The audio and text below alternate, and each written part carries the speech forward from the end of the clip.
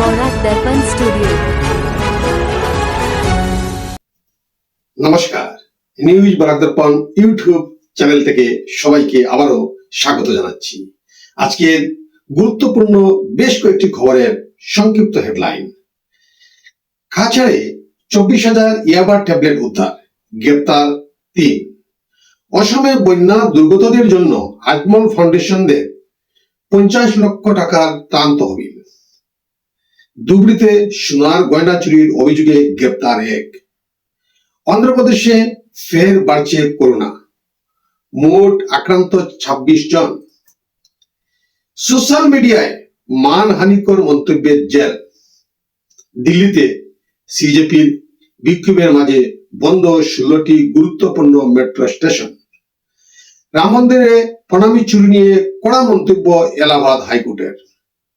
যন্তর মন্তরে বিক্ষোভ অব্যাহত, বিদেশেও সোনম ওয়াংচুকের সমর্থনে প্রতিবাদ। নিট ইস্যুতে রাহুল কংগ্রেসকে নিশানা, ধর্মেন্দ্র প্রধানের।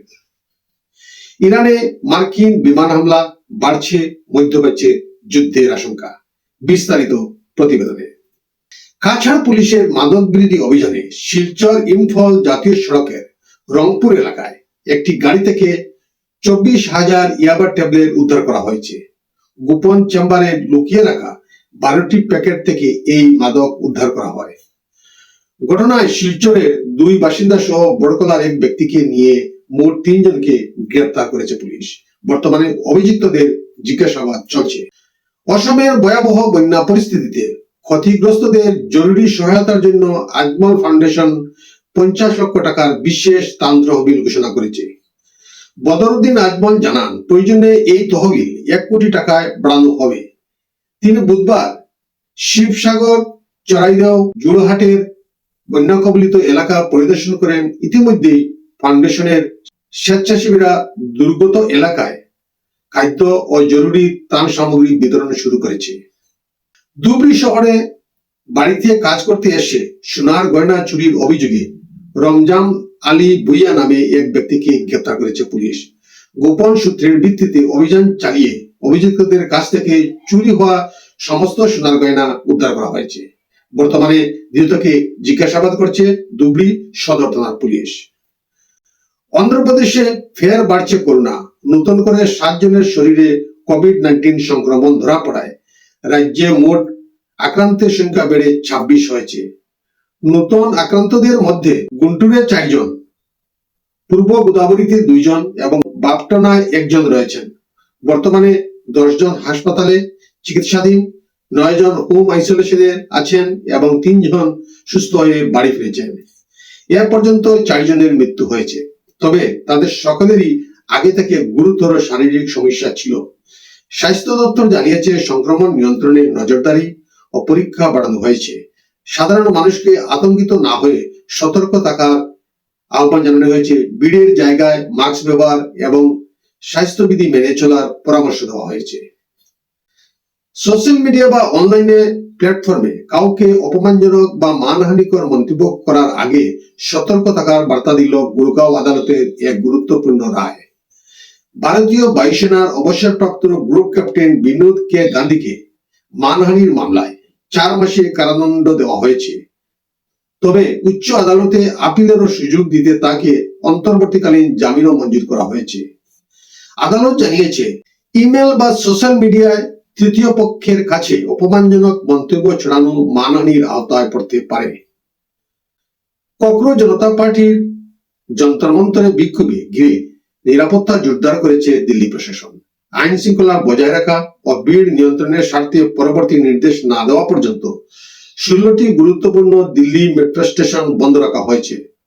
বন্ধ থাকা স্টেশনগুলির মধ্যে রয়েছে রাজীব চৌক, সেন্ট্রাল সেক্রেটারিয়েট, লোক কল্যাণ মার্গ, পটেল চৌক, Barakhamba road, ITO, Delhi gate, খান মার্কেট সহ আরো কয়েকটি স্টেশন। এর ফলে ইয়েলো, ব্লু, ভায়োলেট এবং এয়ারপোর্ট এক্সপ্রেস লাইনের পরিষেবায় বড় প্রভাব পড়েছে এবং হাজার হাজার যাত্রী দুর্ভোগে পড়েছেন।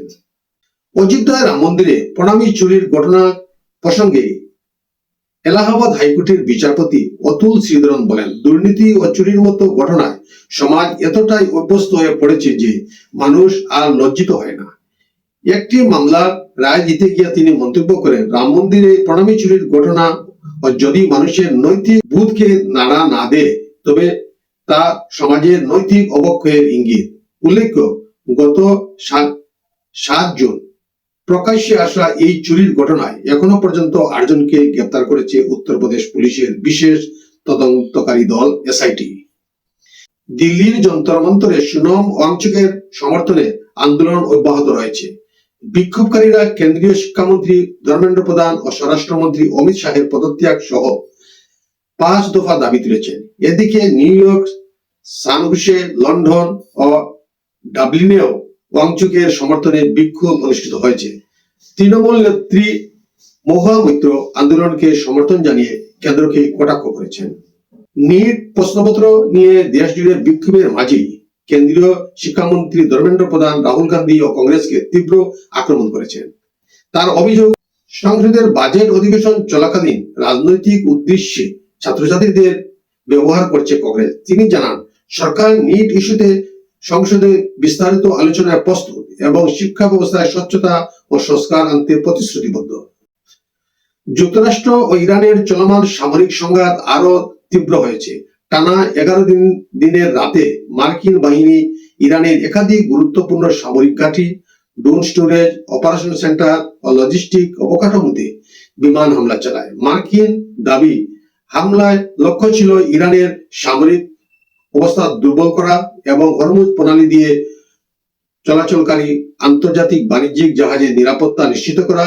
এছাড়া গত 3 মাসে ইরান 30টিরও বেশি বাণিজ্যিক জাহাজে হামলা চালিয়েছে বলে যুক্তরাষ্ট্র দাবি করছে। এদিকে উত্তেজনা চরমে পৌঁছানোয় মধ্যপ্রাচ্যে বৃহৎ যুদ্ধের আশঙ্কা আরো বেড়েছে। আজকের প্রতিবেদনে এখানেই সংক্ষিপ্ত বিরতি টানছি। সবাইকে শুভ সন্ধ্যা জানিয়ে বিদায় নিচ্ছি।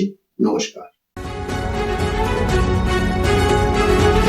न्यूज़ बौरा दर्पण स्टूडियो।